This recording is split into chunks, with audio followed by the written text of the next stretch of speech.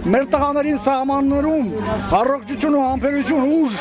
ու հաղթանակի կամք մշտապես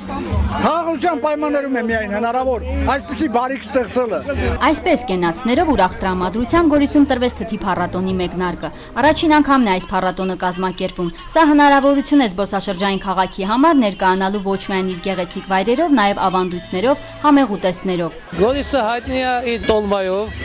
Գորիսյան տոլմայով, Գորիսը հայտնի է իր լոբիով, Գորիսը հայտնի է թիողիով, այսինքն թթի օղի խմելուց ամեն ինչ էլ անուշ է լինում։ Թթի փառատոնին ներկայացել էին մարզի բոլոր համայնքներից, յուրաքանչյուրը փորձել էր իր տարածաշրջանին հատուկ ավանդական ուտեստներով ներկայանալ, իսկ սեղանների զարդը, թթի օղին, չիրը, դոշաբը անպակաս էին։ Քարթաշենից բերել ենք ավելուկը, որը հավելում է սալորի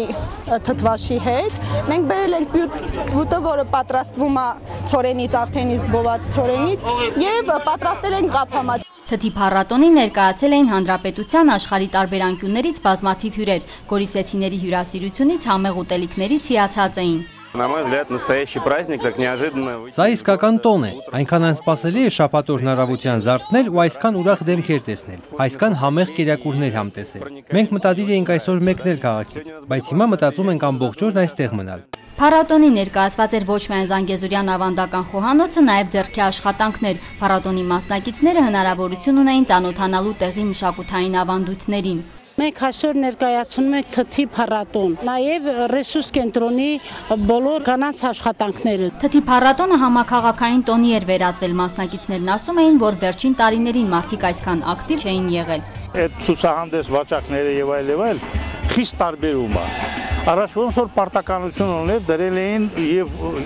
կյանք չկար դրա մեջ։ Այսօր աշխուժություն ենք տեսնում, այսօր իրոք ավելի բարձր մակարդակի է կազմակերպված։ Ցուցահանդեսներ, խաղեր, մրցույթներ, միջոցառումների օրակարգը հագեցած էր։ Նախաձեռնողները վստահեցնում էին առաջին փորձի հաջող ընթացքը ենթադրում է, որ փառատոնն այսուհետ շարունակական բնույթ կկրի։ Իրինա Յոլյան, Մհեր Մաշուրյան, Գորիսից ժամը լրատվականի համար։